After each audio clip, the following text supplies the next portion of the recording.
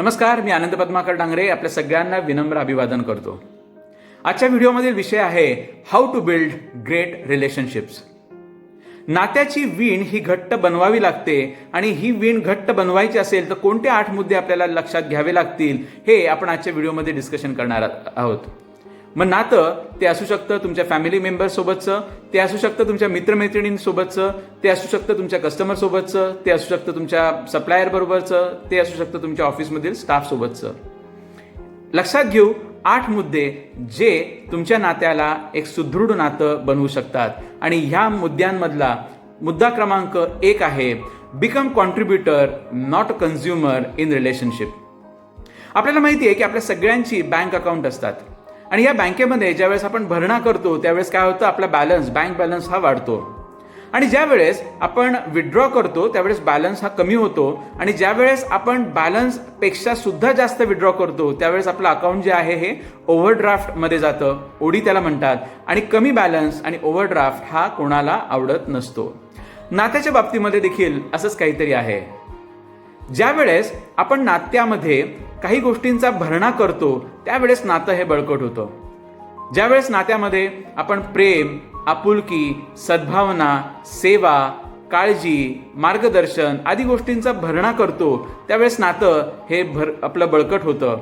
पण ज्या वेळेस आपण मागणी, अपेक्षा, कन्झम्पशन जास्त करतो त्यावेळेस नातं हे वीक होतं. त्यामुळं always become contributor than a consumer in relationship. एक उदाहरण घेऊ. तुम्ही तुमच्या सप्लायर कंपनीबरोबर डील करतायत. तुम्ही त्यांना सांगताय की मला डिस्काउंट अजून पाहिजे, मला डिस्काउंट अजून पाहिजे, मला डिस्काउंट अजून पाहिजे.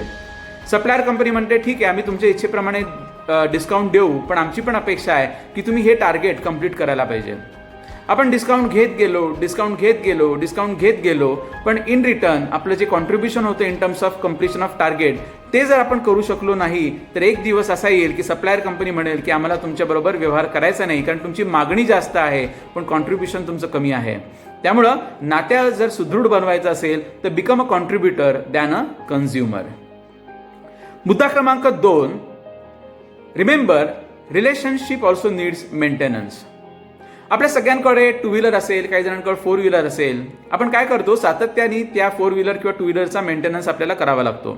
गाडी असेल तर गाडीचं दर 3 महिन्यांनी सर्व्हिसिंग करावं लागतं, ऑइल चेंज करावं लागतं, रिपेअरिंग असेल ते करावं लागतं, डेंटिंग पेंटिंग करावं लागतं. म्हणजेच काय करावं लागतं तर त्या कारचा किंवा 2 व्हीलरचा आपल्याला सातत्याने मेंटेनन्स करावा लागतो.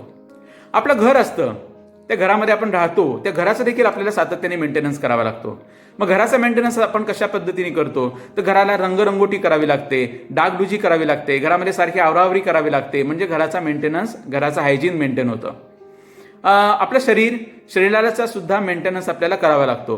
सातत्याने रोज आपल्याला व्यायाम करावा लागतो, आवश्यक ती विश्रांती आपल्याला घ्यावी लागते, त्याचबरोबर योग्य तो आहार आपल्याला घ्यावा लागतो. या तिन्ही गोष्टींचं जर कॉम्बिनेशन आपण केलं तर आपलं शरीर जे आहे ते सुदृढ राहू शकतं. अदरवाईज शरीराला व्याधी जडतात, शरीर कमजोर होतं. नात्याच्या बाबतीत सुद्धा फ्रेंड्स असंच काहीतरी आहे. नात्याला सुद्धा गरज आहे मेंटेनन्सची.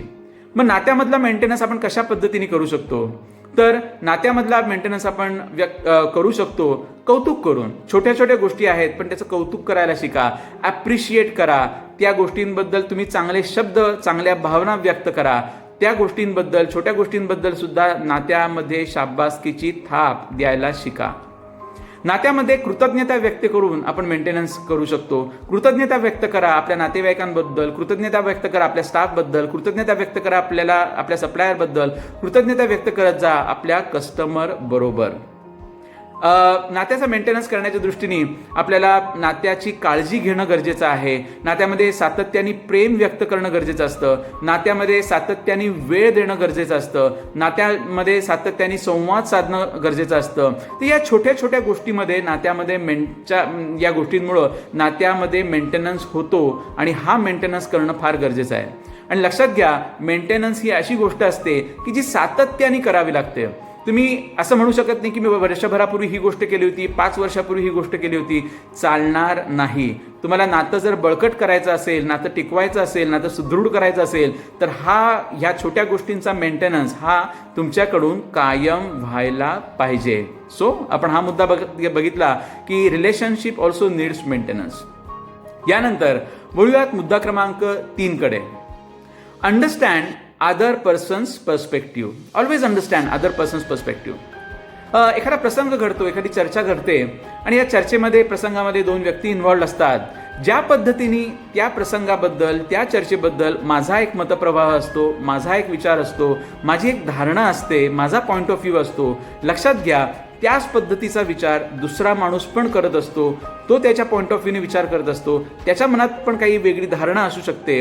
आपल्याला जर आपलं नातं बळकट करायचं असेल तर आपण ज्या पद्धतीने आपला विचार करतो त्या पद्धतीने समोरची व्यक्ती देखील काय विचार करत असेल याचा विचार आपल्याला करणं गरजेचं असतं. ज्यावेळेस आपण आपल्या बरोबरच समोरच्या व्यक्तीच्या भावनांचा देखील विचार करतो, ती व्यक्ती काय पद्धतीने विचार करत असेल या गोष्टीचा ज्यावेळेस आपण विचार करतो त्यावेळेस नात्यामधली कटुता जी आहे ती कमी होते आणि नातं हे सुदृढ व्हायला मदत होते. एक उदाहरण देतो की रात्रीची 11 वाजताची वेळ आहे, मुलगा घराची बेल वाजवतो, आई दरवाजा उघडते. दरवाजा उघडल्यानंतर आई एकदम चिडते त्याच्यावर की रात्रीची 11ची वेळ आहे, एवढ्या उशिरा घरात कसं काय आला, तुला तुझी काळजी नाही का, तुला माझी काळजी नाही का, काही वाईट घडलं असतं तर काय झालं असतं, तू सदा एक फोन कॉल सुद्धा केला नाहीये, तुझं आता शिक्षणाचं वय आहे, तू कुठं रात्री 11 वाजेपर्यंत फिरत असतो वगैरे वगैरे. मुलगा विचार करतो की आईनी मला कुठेही विचारायला चान्स नाही दिला की तू कुठं गेला होतास. काही न विचारता आई एकदम चिडली. मी तर कुठे गेलो होतो तर मी चांगल्या गोष्टीसाठी बाहेर पडलो होतो, मी समाजकार्यासाठी बाहेर पडलो होतो, गणपती मंडळाची मीटिंग होती, गणेशोत्सवाची तयारी चालू आहे त्याच्यासाठी मी गेलो होतो, मी कोणत्या वैयक्तिक स्वार्थासाठी बाहेर गेलो नव्हतो, मी कोणत्या चैनीच्या गोष्टीसाठी बाहेर गेलो नव्हतो, मी माझ्या फायद्यासाठी बाहेर गेलो नव्हतो. हा विचार मुलगा करतो. नात्यामध्ये जर कटुता कमी करायची असेल, जर नात्यामध्ये स्ट्रेस कमी करायचा असेल तर दोघांनीही एकमेकांच्या भावनांचा विचार करणं गरजेचं आहे. मुलांनी विचार करायला पाहिजे की आई काय पद्धतीने विचार करते. मग ज्यावेळेस मुलगा विचार करतो की आई काय पद्धतीने विचार करते, ज्यावेळेस आईच्या भावना काय आहेत ह्याच्या ज्यावेळेस मुलगा विचार करतो त्यावेळेस त्याच्या लक्षात येतं की आई सुद्धा बरोबर आहे. लक्षात घ्या अनेक प्रसंगामध्ये असं होतं की दोन्ही व्यक्ती बरोबर असतात, फक्त दोन्हीच्या विचार करण्याची पद्धती दोन्ही व्यक्तींच्या वेगवेगळ्या असतात आणि त्यामुळं कुठे ना कुठं कॉन्फ्लिक्ट नात्यामध्ये तयार होतं. आई विचार करू शकते की आपण मुलाला विचारायला पहिल्यांदा पाहिजे की तो कुठं गेला होता, काय करत होता, आणि मग ज्यावेळेस आई हा विचार करेल, ज्यावेळेस आई मुलाची बाजू समजून घेईल त्यावेळेस आईला लक्षात येईल की नाही मुलगा चांगल्या कामासाठी गेला होता बाहेर, हरकत नाहीये. आणि ह्या दोन्ही बाजूने विचार करण्याच्या पद्धतीमुळं नात्यामधला तणाव जो आहे तो कमी होतो आणि त्यामुळं खूप गरज आहे to understand other person's perspective. दुसऱ्याच्या मनात सुद्धा काय विचार चालू असेल, त्याची सुद्धा काय भावना आहे, त्याचा सुद्धा काय पॉईंट ऑफ व्ह्यू आहे, हा विचार करणं गरजेचं आहे. 99% लोक फसतात. फक्त आपण आपला विचार करतो, आपल्या भावनेचा विचार करतो, समोरच्याची भावना आपल्याला लक्षात येत नाही, आपण इग्नोर करतो आणि त्यामुळं बऱ्याच ठिकाणी फ्रिक्शन हे होत जातात. तर बघितलं आता आपण मुद्दा क्रमांक 3. वळूयात मुद्दा क्रमांक 4 कडे. Treat men and women equal. स्त्री आणि पुरुष यांना समान माना. आपल्याला माहिती आहे आपली हिंदू संस्कृती फार प्राचीन आहे, हजारो वर्षाची इतिहास आपल्या हिंदू संस्कृतीला आहे आणि ह्या संस्कृतीमध्ये देखील अनेक वेळा असे दाखले मिळालेले आहेत की स्त्री आणि पुरुष हे समान आहेत. असे अनेक दाखले आपल्याला इतिहासामध्ये मिळालेले आहेत. हजारो वर्षांपूर्वी 2 ताऱ्यांचा शोध लागला होता. ते दोन्ही तारे एकमेकांच्या जवळ आहेत आणि हे तारे जवळ असल्यामुळं ज्याला इंग्लिशमध्ये ट्विन स्टार्स म्हणतात, तर त्यापैकी एका ताऱ्याला नाव दिलं गेलं होतं त्यावेळेस अरुंधती आणि दुसऱ्या ताऱ्याला नाव दिलं गेलं होतं वसिष्ठ. म्हणजे नवरा बायकोचं नाव हे दोन्ही ताऱ्यांना दिलं गेलं होतं. ही गोष्ट घडली आहे काही हजार वर्षांपूर्वी. फक्त पुरुषांची नावं ताऱ्यांना नव्हती गेली तर नवरा आणि बायकोचं दोघांचंही नाव एक एक ताऱ्याला दिलं गेलं होतं. लक्षात घ्या, आज स्त्री ही पुरुषांच्या खांद्याला खांद्या लावून लढत आहे. आज ज्या पद्धतीने पुरुष हे बिझनेस असेल, व्यवसाय असेल, उद्योग क्षेत्र असेल, राजकीय क्षेत्र असेल, सामाजिक क्षेत्र असेल, असं कोणतंही क्षेत्र नाहीये की ज्यामध्ये स्त्रिया या पुरुषांबरोबर नाहीये. एवढंच काय, पण ज्यावेळेस पुरुष हा बाहेर जाऊन अर्थार्जन करत असतो त्यावेळेस स्त्री ही घरामध्ये घर सांभाळत असते की जे सुद्धा फार मोठं काम आहे. मुलांना घडवणं असेल, घराची काळजी घेणं असेल, पॅरेंट्सची काळजी घेणं असेल, असे बरेच रोल स्त्री ही प्ले करत असते आणि या दोन्हीमुळंच संसार हा चालू असतो, दोन्हीमुळंच बऱ्याच गोष्टी चालू असतात. आणि त्यामुळं ज्यावेळेस आपण पुरुष हा विषय लक्षात घेतो तेव्हा स्त्री सुद्धा लक्षात घेतली गेली पाहिजे, तिचे सुद्धा प्रयत्न लक्षात घेतले गेले पाहिजे. आणि त्यामुळं सगळ्यांना रिक्वेस्ट आहे की ह्या पुढं रिलेशनशिपमध्ये स्त्री आणि पुरुष यांना समान माना. ज्या पद्धतीने स्त्रिया या पुरुषांना आदर देतात त्याच पद्धतीने पुरुषांनी देखील शिकलं पाहिजे स्त्रियांना सेम आदर देण्याचा. त्यामुळं ऑलवेज रिस्पेक्ट इच अदर. पुरुषांनी आणि स्त्रियांनी आता यापुढं एकमेकांना समान मानायला पाहिजे. हा बघितला आपण मुद्दा क्रमांक 4. वळूयात मुद्दा क्रमांक 5 कडे. Always focus on what is good in other person. प्रत्येक व्यक्ती ही इतर व्यक्तींपेक्षा दुसऱ्या व्यक्तींपेक्षा वेगळी असते. आपण म्हणतो ना, जितक्या व्यक्ती तितक्या प्रकृती. जगामध्ये जेवढ्या व्यक्ती आहेत त्या सगळ्या व्यक्ती यांच्यामध्ये सगळ्यांमध्ये वेगवेगळे गुण आहेत, सगळ्यांमध्ये वेगवेगळ्या प्रकारचे दोष आहेत. जगामधली प्रत्येक व्यक्तीमध्ये गुण पण आहेत आणि जगामधल्या प्रत्येक व्यक्तीमध्ये अवगुण सुद्धा आहेत. कोणतीही व्यक्ती आज अशी नाही आहे की ज्याच्यामध्ये फक्त गुण आणि गुणच आहे. आपल्याला काय करायचं आहे की आपल्याला समोरच्या व्यक्तीमधले गुण बघायचे आहेत. आपण काय नाही करायला पाहिजे तर त्या व्यक्तीचे अवगुण आपण इग्नोर करायला पाहिजे. Always focus on what is good in other person. विचार करा, ज्यावेळेस आपण ह्या पद्धतीने समोरच्या व्यक्तीचे गुण ज्यावेळेस बघतो त्यावेळेस त्या व्यक्तीबद्दल चांगल्या भावना या आपल्या मनामध्ये निर्माण होत जातात. आपण जर वाईट गुणांकडे बघितलं तर त्या व्यक्तीबद्दल सातत्याने मग आपल्या मनामध्ये काय निर्माण होतं तर वाईट भावना या आपल्या मनामध्ये निर्माण होतात की जे अत्यंत रिलेशनशिपसाठी अत्यंत घातक असू शकेल. Always look at what is good in other person.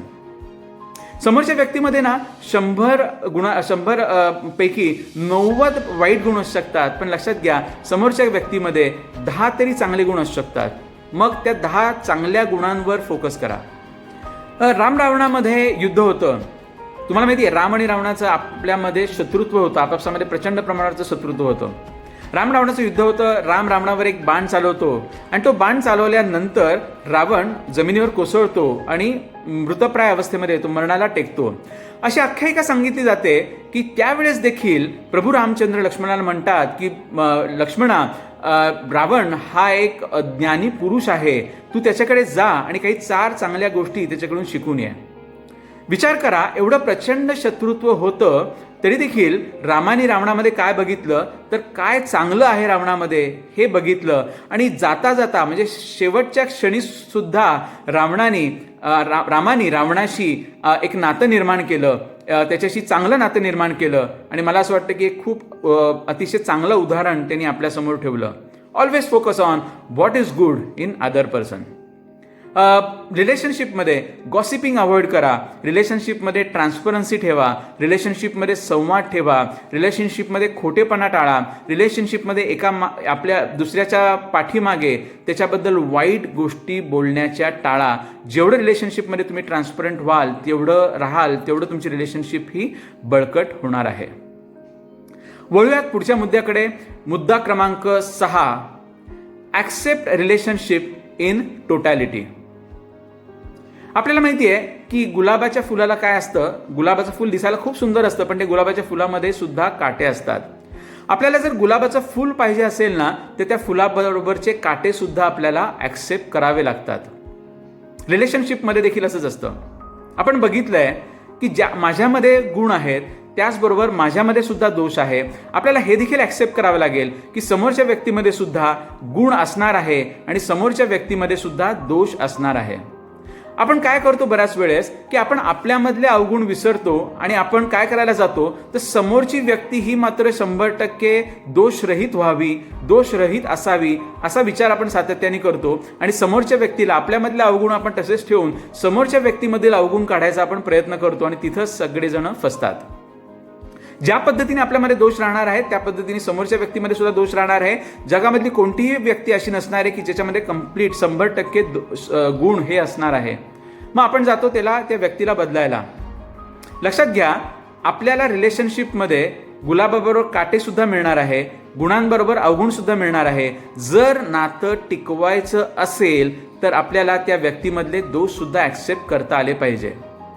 मग याचा अर्थ असा नाही की त्या व्यक्तीला बदलायचंच नाही, त्याच्यामध्ये समोरच्या व्यक्तीमधले दोष काढायचेच नाही आहे.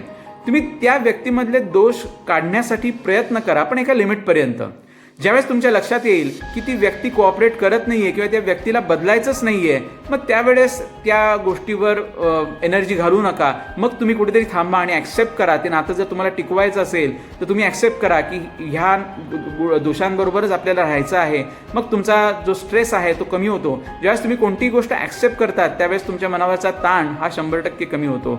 त्यामुळं नात्यामध्ये ॲक्सेप्टन्स जो आहे हा टोटॅलिटीमध्ये असायला पाहिजे. नात्यामध्ये गुणांबरोबर दोषसुद्धा आपल्याला ॲक्सेप्ट करता आले पाहिजे. आपण हा मुद्दा बघितला. वळूयात पुढच्या मुद्द्याकडे. पुढचा मुद्दा आहे always look at big picture in relationship. रिलेशनशिपमध्ये सदैव मोठ्या पिक्चरकडे बघा. ह्या रिलेशनशिप्समुळं आपल्याला कोणता मोठा फायदा होणार आहे त्याकडे तुम्ही बघा. तुम्ही सप्लायर कंपनीबरोबरच्या रिलेशनशिपबद्दलचा विचार करत असाल तर चांगल्या रिलेशनशिपमध्ये तुम्हाला काय मिळू शकतं, तर एक चांगली पर्चेसिंग प्राईस मिळू शकते, कंपनीकडून सपोर्ट चांगला मिळू शकतो. तुम्ही ग्राहकाबरोबरच्या रिलेशनशिपबद्दलचा विचार करत असाल तर चांगल्या रिलेशनशिपमुळे ग्राहक सातत्याने तुमच्याकडून माल खरेदी करायला येईल. तुम्ही नवरा बायकोच्या रिलेशनशिपबद्दल जर विचार करत असाल तर मोठ्या पिक्चरमुळं कडे बघितलं तर तुम्हाला लक्षात येईल मोठा बेनिफिट काय होईल, तर तुमचं नवरा बायकोचं नातं, वैवाहिक जीवन हे सुखी होईल. त्यामुळे always look at big picture in life. ज्यावेळेस तुम्ही मोठ्या पिक्चरकडे बघतात ना त्यावेळेस छोटे मतभेद, छोट्या कुरबुरी, छोटी भांडणं ही तुम्हाला खुजी वाटायला लागतात आणि ती तशीच वाटायला पाहिजे.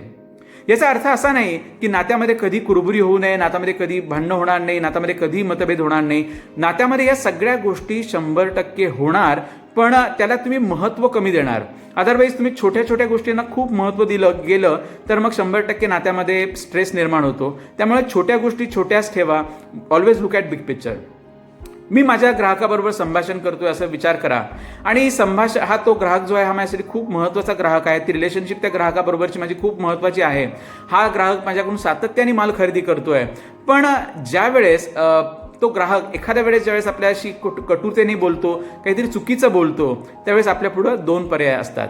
पर्याय क्रमांक 1, मनातला अहंकार जागृत करणं, राग जागृत करणं आणि त्या ग्राहकाला उलट उत्तर देणं, किंवा मनामध्ये एक निश्चय करणं की मला ह्या ग्राहकाशी संबंध ठेवायचा नाहीये, यापुढं या ग्राहकाला मी माल देणार नाही.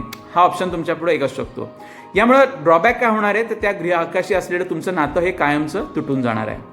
किंवा ह्याकडे तुम्ही ह्या दृष्टीने पण बघू शकतात की तो माझा ग्राहक व्हॅल्युएबल आहे, हा माझ्याकडून सातत्याने माल खरेदी करतोय, त्याने ठीक आहे थोडं कटू बोलला आहे, तो माझ्याशी काही वाईट शब्द बोलला आहे, पण मी लुकिंग ॲट बिग पिक्चर, मी या गोष्टीला इग्नोर करेन आणि मी माझ्या ग्राहकाला माल देईन, मी माझ्या ग्राहकाशी रिस्पेक्टफुली वागेन. हा देखील विचार तुम्ही करू शकतात. जर ह्या पद्धतीने गेला तर ग्राहकाशी असलेलं तुमचं नातं हे कायम राहू शकतं आणि जो बिझनेस तुमचा त्या ग्राहकाशी चालू आहे तो त्याच पद्धतीने चालू राहू शकतो. त्यामुळे रिलेशनशिपमध्ये always look at big picture. रिलेशनशिपचा सगळ्यात मोठा शत्रू जर असेल तर तो आहे अहंकार. जर तुम्हाला नातं हे टिकवायचं असेल, नात्याशी संबंध दृढ करायचे असतील तर अहंकाराला बाजूला ठेवावं लागेल. याचा अर्थ असा नाही की तुमची त्या नात्यामध्ये कधीच भांडणं होणार नाही, कधीच मतभेद होणार नाही, कधीच डिसॲग्रीमेंट होणार नाही. सगळ्या गोष्टी होणार, भांडणं होणार, मतभेद होणार, कुरबुरी होणार, होऊ द्या. या होणं हा प्रॉब्लेम नाही आहे. पण ह्या ज्या घटना घडतायत याला एक शेल्फ लाईफ द्या. की मी जर चिडलो आहे, माझं कोणाशी मतभेद झालेत, माझ्या स्टाफशी मतभेद झालेत, मी चिडलो आहे, तर त्याला एक शेल्फ लाईफ द्या. मी चिडेन 5 मिनिटासाठी, मी चिडेन अर्ध्या तासासाठी, मी राग व्यक्त करेन, मनामध्ये चिडेल, अबोला धरेन अर्ध्या दिवसासाठी, 1 दिवसासाठी, पण त्याला एक शेल्फ लाईफ द्या. आणि त्या 5 मिनिटानंतर, त्या अर्ध्या तासानंतर, त्या अर्ध्या दिवसानंतर किंवा त्या 1 दिवसानंतर परत तुम्ही नॉर्मलला यायला शिका. मतभेद होणार, नात्यामध्ये कुरबुरिया होत जाणार, नात्यामध्ये डिसॲग्रीमेंट्स होत राहणार. हा प्रॉब्लेम नाही आहे. पण ह्याला किती महत्त्व द्यायचं, किती इगो इन्व्हॉल्व करायचा, ह्याला किती ताणायचं हे मात्र आपल्या हातामध्ये आहे. म्हणजे सगळ्यांना रिक्वेस्ट आहे की ह्या सगळ्या जरी गोष्टी घडल्या तरी अशा काही गोष्टी तुम्ही करा की ज्या केल्यामुळं तुम्ही ह्या गोष्टीतून लगेच बाहेर येऊ शकाल आणि परत तुम्ही तुमचं नातं हे आहे तसं चालू ठेवू शकाल. त्यामुळं इगोला कंट्रोलमध्ये ठेवा. जेवढा इगो जास्त तेवढे नात्यामधले कॉम्प्लिकेशन्स जास्त. वळूयात पुढच्या मुद्द्याकडे. मुद्दा क्रमांक 8, give respect and get respect. लक्षात घ्या, आपण जे पेरतो तेच उगवतं. हेच नात्याला सुद्धा ॲप्लिकेबल आहे. तुम्ही नात्यामध्ये जर प्रेम पेरलं तर प्रेम उगवेल. तुम्ही नात्यामध्ये सन्मान पेरला तर सन्मान उगवेल.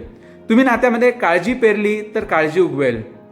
तुम्ही नात्यामध्ये जर चांगल्या गोष्टी पेरल्या तर चांगल्या गोष्टीच उगवणार आहेत. पण या उलट जर आपण नात्यामध्ये अहंकार पेरला तर अहंकार उगवणार आहे, नात्यामध्ये खोटेपणा पेरला तर खोटेपणाच उगवणार आहे, नात्यामध्ये वाईट शब्द पेरले तर वाईट शब्दच उगवणार आहेत. आपण एक बी लावतो, सफरचंदाचं बी लावतो. मग सफरचंदाचं बी लावल्यानंतर फळ कोणतं येणार हो त्याला? अर्थात सफरचंदाचंच फळ येणार. असं होणार नाहीये की आपण सफरचंदाचं बी लावणार आहोत आणि त्या सफरचंदाच्या बियाला आंब्याचं फळ आहे, ते सफरचंदाच्या झाडाला आंब्याचं फळ येणार, असं होणार नाहीये. फळ हे सफरचंदाचंच येणार आहे. जे उगवणार आपण पेरणार आहे तेच उगवणार आहे. जर आपल्याला आंबे पाहिजे असतील तर आंब्याचंच बी आपल्याला लावावं लागणार आहे. तर हे होते 8 मुद्दे की ज्या मुद्द्यांच्या आधारे 100% तुम्ही रिलेशनशिपला ग्रेट रिलेशनशिप बनवू शकतात. तुम्ही नात्याला सुदृढ नातं बनवू शकतात. तुम्ही नातं हे घट्ट आणि बळकट बनवू शकतात. या 8 मुद्द्यांच्या आधारे या टिप्स फॉलो करा. मला पूर्ण खात्री आहे की या जर तुम्ही टिप्स फॉलो केल्या तर 100% तुम्ही एक ग्रेट रिलेशनशिप डेव्हलप करू शकाल. धन्यवाद.